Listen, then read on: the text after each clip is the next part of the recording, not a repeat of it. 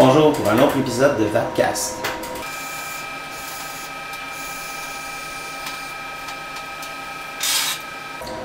Donc bonjour tout le monde et bienvenue à un nouvel épisode de Vapcast. Donc aujourd'hui, tel que promis dans mon dernier épisode, on va parler du Kanger Subtank Mini cette fois-ci. Donc ici. Donc comme on peut voir, la boîte est très similaire au Subtank régulier. Différence majeure, évidemment, le mini va être plus petit, donc on parle d'une tank de 4,5 ml au lieu de 6 ml comme le Subtank régulier. Il va y avoir quelques autres différences au niveau entrée d'air, ces choses-là, mais sinon ça va être extrêmement similaire au Subtank régulier. Mis à part le module RBA qui vient avec le Subtank mini, qui lui va être un petit peu différent, mais au niveau des atomiseurs, c'est exactement la même chose. Donc les deux mêmes atomiseurs, le 0.5 ohm et le 1.2 ohm. Mais côté fonctionnement aussi, on va avoir une tank qui est de 22 mm au lieu de 25 comme le Subtank régulier. Donc on va possiblement avoir un meilleur fit sur nos batteries et nos différents modes. Donc on passe tout de suite à l'unboxing. Donc nous y voilà, le Subtank mini. Même type d'emballage que le Subtank régulier.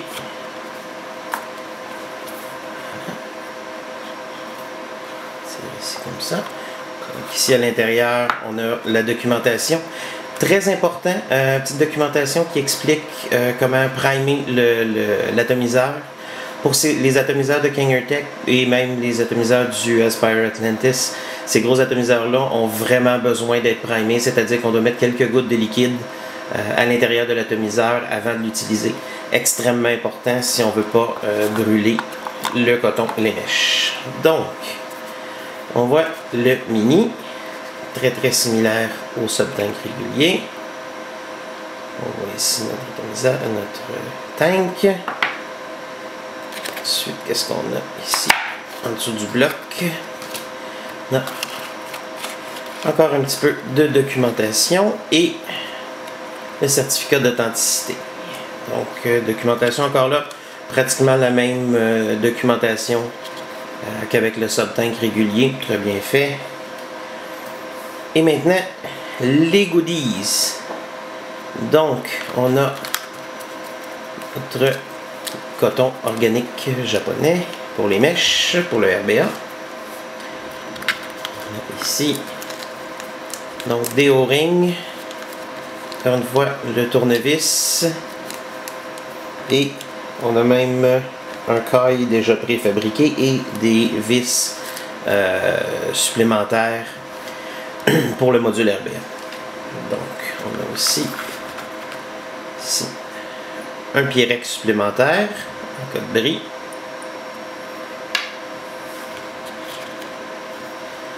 Le deuxième atomiseur qui devrait être, si je ne me trompe pas, le 1.2 ohm. C'est bien ça. Et le module RBA. Donc comme vous voyez, un petit peu différent du module du Kangertech Subtank régulier où il va avoir une tête un peu plus en cône, mais sinon même fonctionnement. Donc on a la tête principale, là, le baril. Faire attention parce que si on voit ici, on voit que la base ici est excessivement mince, donc on a très peu d'espace pour agripper le baril et le dévisser. Donc là ça va bien parce que tout est neuf, mais évidemment lorsque ça sera pris un petit peu plus après avoir été utilisé, ça risque de devenir difficile à changer. Et ici on a notre deck de montage avec, si on peut voir, déjà un caille qui est déjà installé. Voilà. Donc c'est un montage avec un seul caille. Il va être très difficile dans ce cas-ci de faire un montage 2 cailles. Donc premièrement parce que le deck est excessivement petit et deuxièmement parce qu'on n'a que 2 pôles de montage. Donc, si on referme. Qualité du machinage, excellente. Donc les threads, il n'y a rien qui bouge.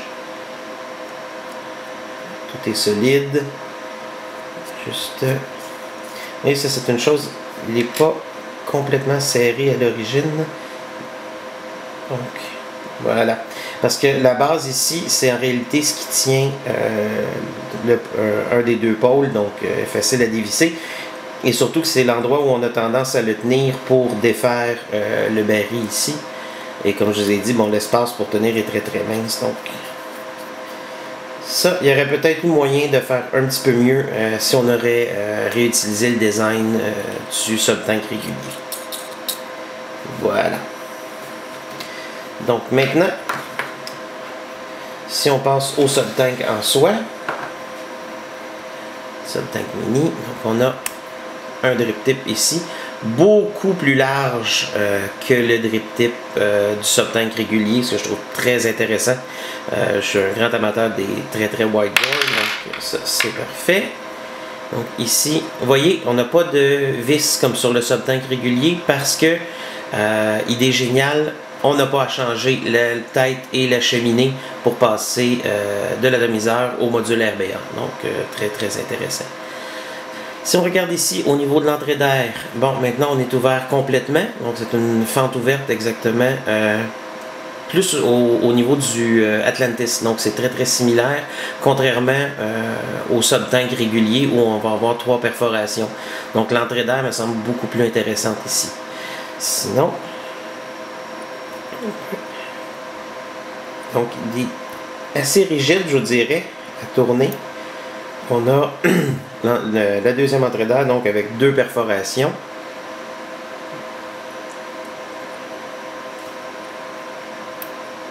Et une seule perforation, donc l'entrée d'air la plus restrictive.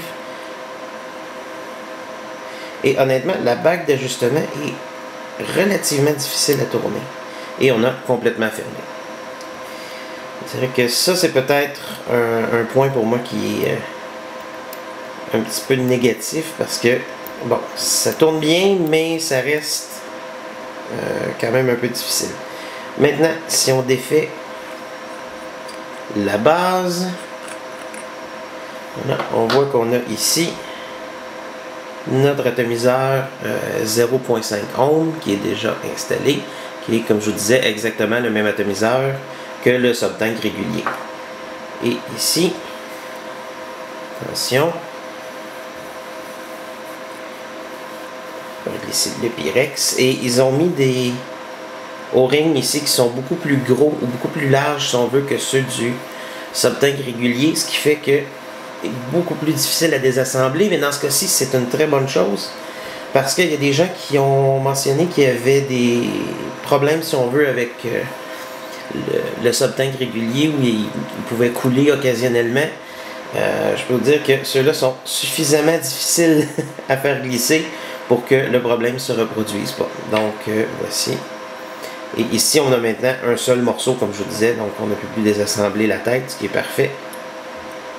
Et on réinstalle le Pyrex. On réinstalle, juste pour vous montrer aussi ici. Vous pouvez voir, c'est exactement le même atomiseur. Installe.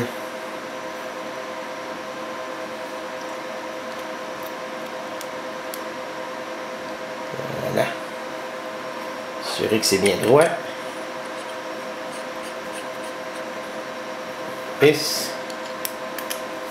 Et voilà. Le sub-tank mini de Kangaroo Tank. Donc maintenant, on va passer au remplissage.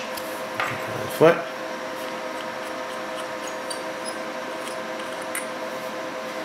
Un remplissage qui devrait être relativement simple et identique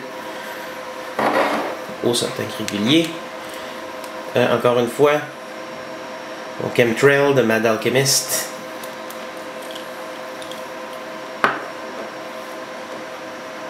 Voici. Donc maintenant ici on a 4.5 ml. Donc un petit peu plus petit que le sub-tank régulier, mais par la même occasion beaucoup plus rapide à remplir.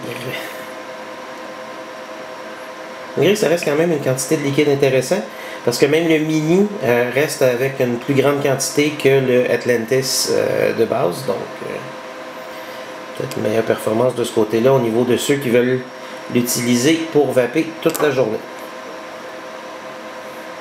C'est un très bel entre-deux. En passant, on parle d'une teinte de 22 mm, donc la dimension standard pour la majorité des box mods, des batteries. Ce qui veut dire qu'on n'aura pas de problème de dépassement comme on pouvait avoir avec le module régulier de Kangertech. Fermer ici. Voilà. Donc, comme on peut voir, on utilise quand même bien l'espace. Il y a un petit peu de jeu, mais pas grand chose. Voilà, donc on a maintenant le Clearomizer rempli. On va passer au test maintenant. Donc, bienvenue.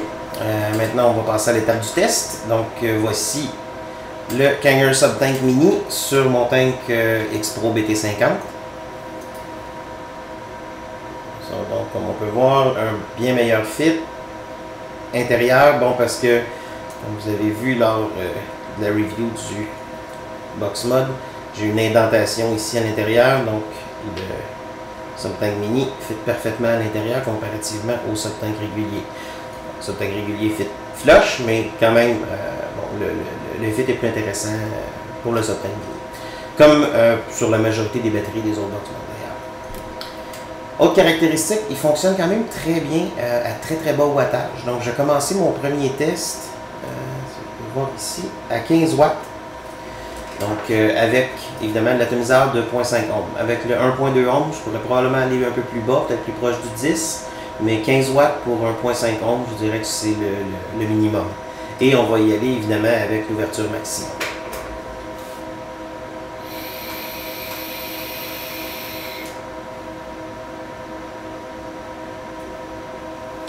J'ai une belle production de vapeur pour un 15 watts. C'est une vapeur qui est froide, qui n'est pas excessivement dense, mais la saveur est quand même bien. Donc, pour ceux qui ne sont pas des grands amateurs d'une saveur très puissante, là, ce 15 watts, ça va être parfaitement fonctionnel, donc il n'y aura pas de problème. Maintenant, on va y aller à 20 watts.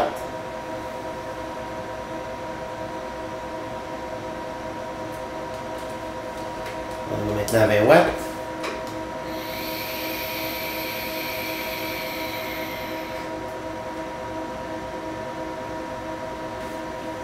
Donc, plus belle production de vapeur. Vapeur légèrement plus tiède. Un petit peu plus de goût, mais il n'y a pas une différence énorme entre les deux encore. Donc, on va pousser ça à 25. Je pense que ça donne.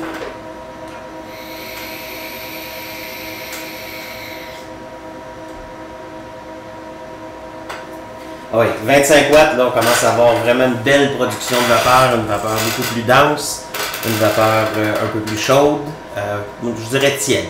C'est pas une vapeur qui est très chaude, mais on voit quand même la différence et le goût commence à être plus intense encore.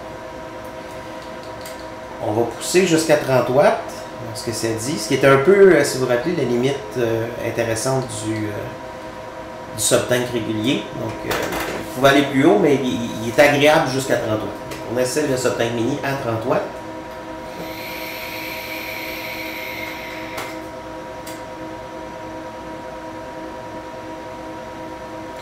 Là, on a une belle vapeur, une bonne production, un goût qui est parfait, une belle intensité, aucun goût de brûlé, vapeur qui commence à être chaude. Donc, je vous dirais que c'est peut-être son sweet spot de 30 watts. Mais allons-y pour 35, on va voir ce que ça donne, s'il est capable de le prendre. On est à 35 watts.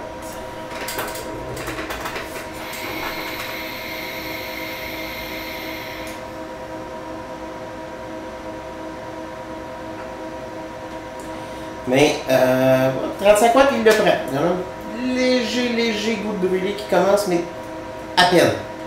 Juste pour réessayer.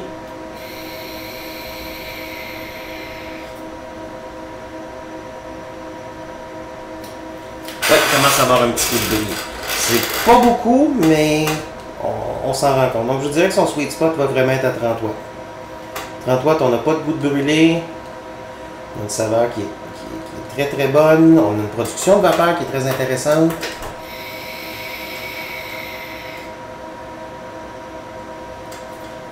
Parfait.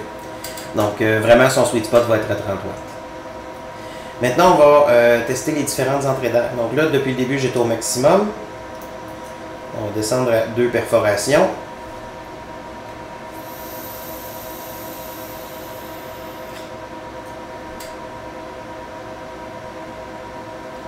Donc j'ai encore une bonne production de vapeur. J'ai une restriction qui est un petit peu plus grande. Donc pour ceux qui aiment avoir des restrictions, ça se fait on peut faire encore une inhalation directe au poumon sans problème. J'ai pas rencontré de problème de ce côté-là. Donc médium, ça va bien.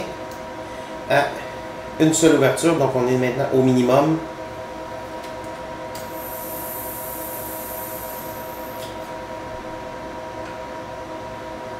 Donc moins de vapeur évidemment.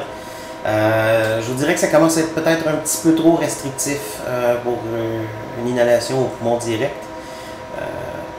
Pas énorme, mais bon, c'est moins agréable.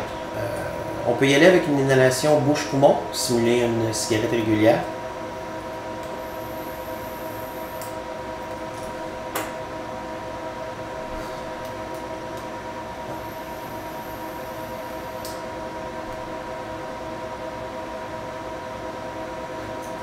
Donc, comme vous pouvez le voir, très peu de production de vapeur.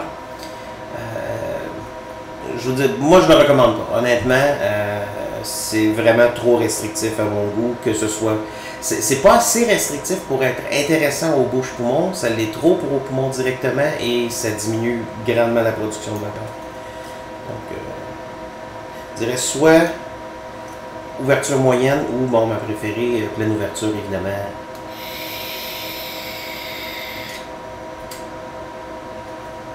C'est vraiment son sweet spot idéal. Côté des pros, saveur parfaite, production de vapeur, comme vous avez pu le voir, très très intéressante. Sa capacité à fonctionner dans un très large éventail de wattage qui est intéressant, donc de 15 watts à 30 watts, pas de problème. 35, ça commence peut-être à être un petit peu beaucoup pour lui, mais je vous dirais que de 15 à 30, ça fonctionne très très bien. Aucun problème de fuite, grosse amélioration comparativement au sub-tank régulier. Moi, j'ai pas eu de problème avec le sub-tank régulier, mais il y a eu beaucoup de mentions justement du sub-tank régulier qui avait des problèmes de fuite. Donc, ils ont amélioré le gasket de caoutchouc sur la tank et ça semble avoir réglé le problème. J'ai très très peu vu de commentaires à ce sujet-là. Moi, j'ai eu aucun problème avec. Je l'utilise quand même depuis près de 2 semaines à temps plein. Puis, fonctionnement sans aucun problème. Donc, aucune fuite, rien. L'entrée d'air, merveilleuse. Une des plus belles que j'ai vues jusqu'à date. Je vous dirais que je le classerais pratiquement en haut du Aspire Atlantis. Pas de beaucoup, mais jusqu'à date, dans les tanks que j'ai essayés, c'est probablement ma tank préférée. Donc, juste pour faire un petit comparatif, je vais vous montrer avec son grand frère, le sub-tank régulier. Donc, vous voyez la différence de grosseur qui est quand même massive.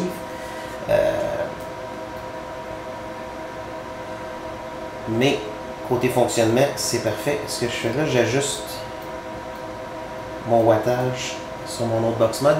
Je ne vous montrerai pas tout de suite parce que c'est il arrive dans un prochain vidéo. Tout ce que je vais faire une petite comparaison de VAP entre les deux sub-tanks, le régulier et le mini, ainsi que l'Atlantis. Donc, on va recommencer avec le sub-tank mini. 30 watts.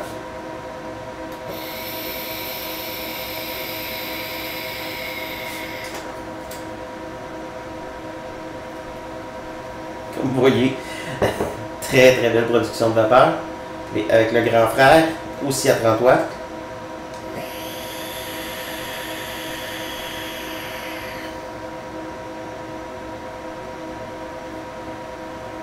Côté vapeur, côté goût, il laisse quand même pas sa place. Et le Atlantis, qui est bon sur son box mode fixe. Donc, celui-là est 30 watts de base, donc on ne peut pas le modifier.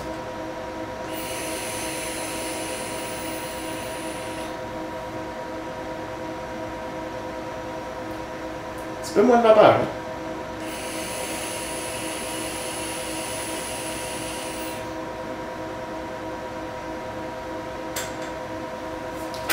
Quand même très très bien. Mais je dirais le gagnant définitivement le SubTank Mini. Donc, c'était la review du Canger SubTank Mini. Je vous remercie de nous avoir écoutés.